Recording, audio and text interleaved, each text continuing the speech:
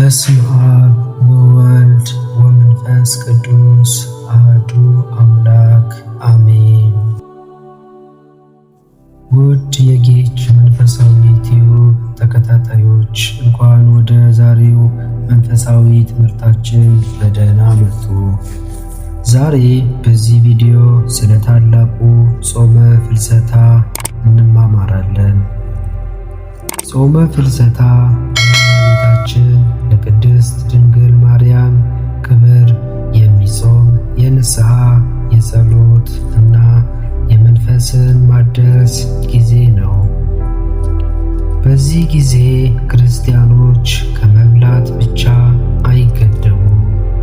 ከክፉ ሐሳብ፣ ከጥላቻ፣ ከሐሜት፣ ከዝሙት እና ከተለያዩ መንፈሳዊ ጉድለቶች መቆጠብ አለባቸው። ጾሙ እንደሚያሳየን እመቤታችን የትህትና፣ የታዛዥነት እና የንጽሕና ተምሳሌት ናት። ስለዚህ ይህ ጾም እኛም እንደ እናታችን በእምነት እና በጽናት እንድንኖር ነው። ውድ ተከታታዮቼ በዚህ ቪዲዮ ውስጥ ጾመ ፍልሰታ ምን እንደሆነ፣ ታሪኩ ምን እንደሚያስተምረን፣ ጾሙ ለምን እንደምንጾም እና በጾም ወቅት ምን ማድረግ እንዳለብን እንማማራለን። ውድ ተከታታዮቼ እርስዎም እስከ መጨረሻው በመከታተል ለሌሎች እንዲደርስ ቻናሉን ሰብስክራይብ በማድረግ አብረው ቆዩ።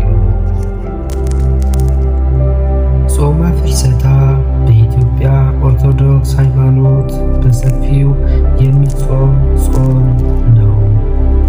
ፍልሰታ ማለት መሸጋገር ወይም መሰደድ የሚል ትርጓሜ አለው። ይህም እመቤታችን ከዚህ ዓለም ወደ ሰማያዊ ክብር መሸጋገሯን የሚያሳይ ጾም ነው። እመቤታችን የጌታችን የኢየሱስ ክርስቶስ እናት ከመሆኗ በላይ በትህትና፣ በታዛዥነት እና በቅድስናዋ የክርስቲያኖች ታላቅ ተምሳሌት ናት። ሐዋርያቶችም ታላቅ ክብር ይሰጧት ነበር። የእሷ ሕይወት ጸሎትና ትህትና በማስታወስ በጾምና በጸሎት ይተጉ ነበር። የጾመ ፍልሰታ ዋና ዓላማ ከምግብ መታቀብ ብቻ አይደለም። ይሁንና ልብን ከክፉ ነገሮች ማጽዳት፣ ወደ እግዚአብሔር መቅረብ፣ በእምነትና በጸሎት መጽናት ነው።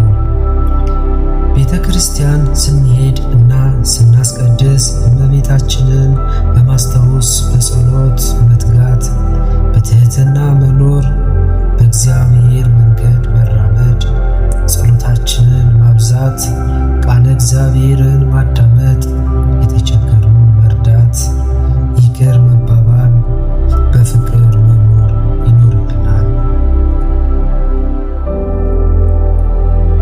ውድ የቪዲዮዬ ተከታታዮች ጾመ ፍልሰታ የእመቤታችን ክብር በማሰብ የምንጾመው ታላቅ ጾም ነው። ይህንን ጾም ስንጾም ከምግብ መታቀብ ባሻገር እነዚህንም መተግበር ከፈጣሪያችን ይቅር ባይነትን ማግኘት እንችላለን። የጾሙ ዋና ዓላማ ወደ እግዚአብሔር መቅረብ ነው።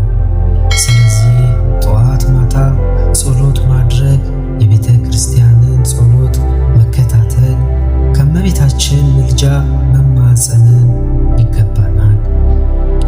ቃለ እግዚአብሔርን ማንበብ፣ ፍቅርን፣ መስዋዕትነትን፣ ከክፉ ነገሮች መራቅን እና ይቅርታንና ሰላምን በመፍጠር የእመቤታችንን የሰላም እናትነት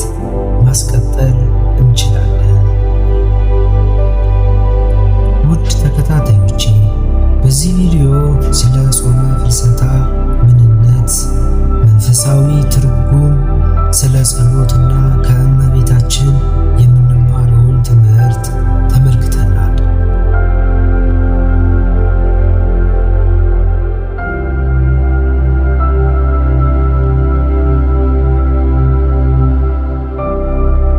እናም ጾም ስንጾም ከምግብ መታቀብ ልማድን ብቻ ሳይሆን ከልብ መጾም ከቁጣ፣ ከጥላቻ፣ ከትዕቢት እና ከክፋት ልማዶች እንድንታቀብ የሚረዳ ጾም ነው።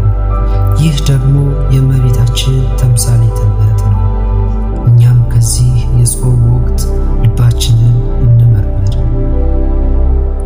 የሚያስቀይሙንን ይቅር እንበል። ለተቸገሩ እንድረስ። በጸሎት እንትጋ።